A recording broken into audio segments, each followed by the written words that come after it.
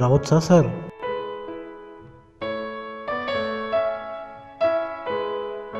రండి, కూర్చోండి. చెప్పండి సార్. నేను గవర్నమెంట్ టీచర్ అండి.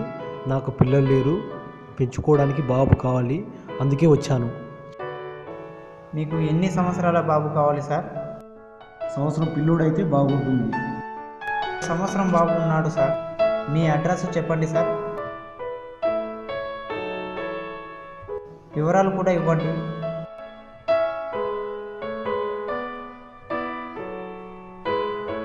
ఇదిగో అడ్రస్ ప్రూఫ్ సార్.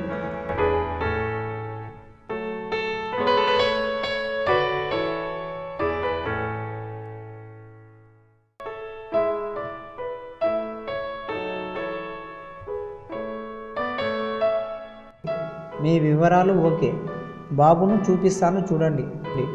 నేను బాబును తీసుకొస్తాను సార్, కూర్చోండి.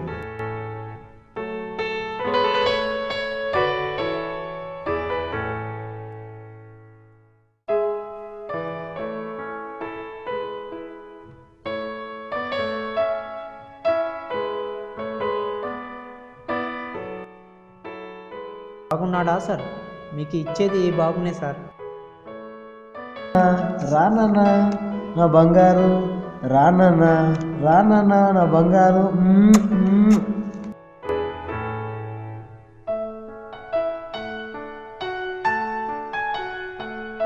సిగ్నేచర్ పెట్టండి సార్.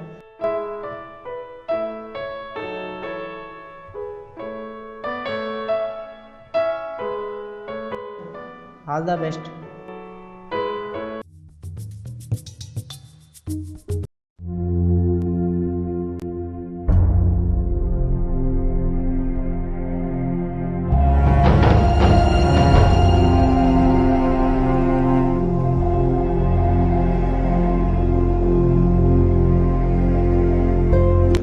ఎవరా పెద్ద ఆయన?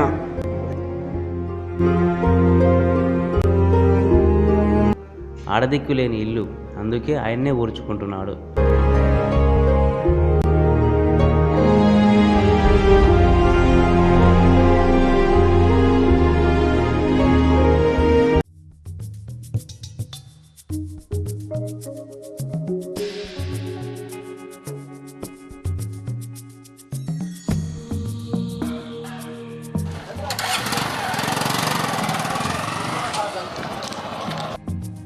అబ్బా, ఎంత అందగాడు! పెళ్లి చేసుకుంటే ఇలాంటివన్నీ చేసుకోవాలి.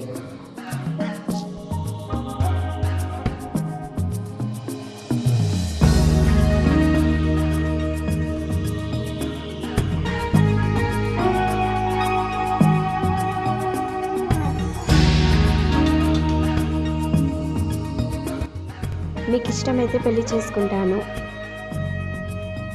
నీవు కూడా ఇష్టమేనండి. ఇంట్లో మా నాన్నని అడిగి చెప్తాను. నాన్న, నేను ఒక అమ్మాయిని ప్రేమిస్తున్నాను. ఆ అమ్మాయి కూడా నన్ను ప్రేమిస్తుంది. మీరు ఒప్పుకుంటే పెళ్లి చేసుకుంటాను. అవునా? ఆ అమ్మాయి పిలిపించు, మాట్లాడదాం. హలో హలో, మ్యారేజ్ విషయం గురించి మా నాన్నగారు మాట్లాడుతున్నారు, రా.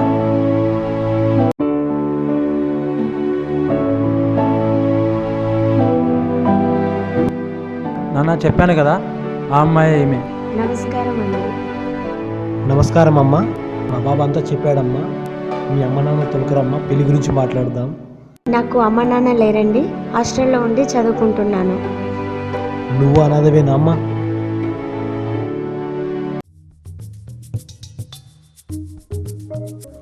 ఆమె ఎవరు? ఇంతకుముందు పెద్ద ఆయన ఊడ్చేవాడు కదా.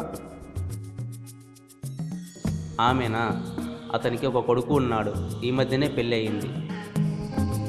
ఆమె ఆ పెద్దాయన కోడలు.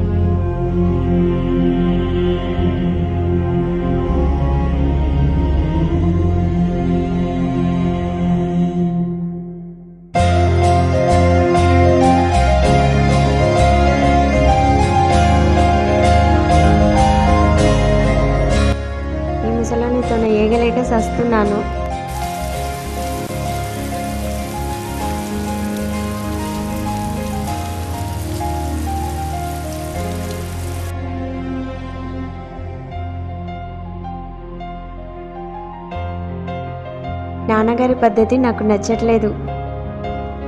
ఏమైంది? ఒక చోట ఉన్న వస్తువుల్ని మరొక చోట పెడుతున్నాడు. నాకు ఇల్లు సర్దడం నా వల్ల కావట్లేదు. హెడేక్ వస్తుంది.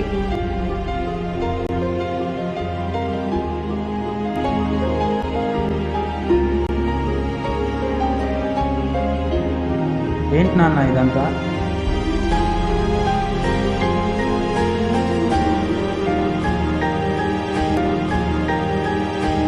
నాన్న, చివరికి నేను ఒక నిశ్చయానికి వచ్చాను. మీరు ఏమీ అనుకోకపోతే వృద్ధాశ్రమంలో ఉంటారా?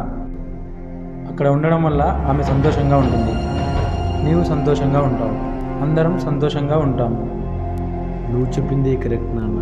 నేను అక్కడికి వెళితే నేను మనశ్శాంతిగా ఉంటాను, నీ భార్య కూడా మనశ్శాంతిగా ఉంటుంది.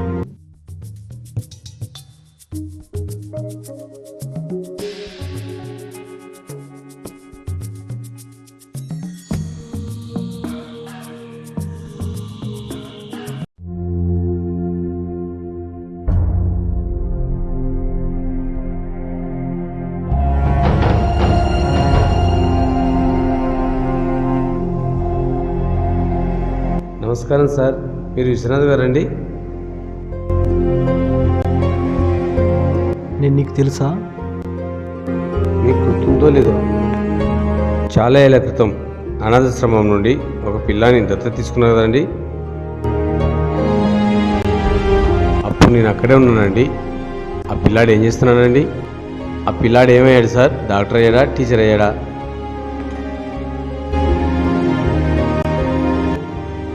నన్ను ఇక్కడ జాయిన్ చేసింది ఆ కుర్రాడే.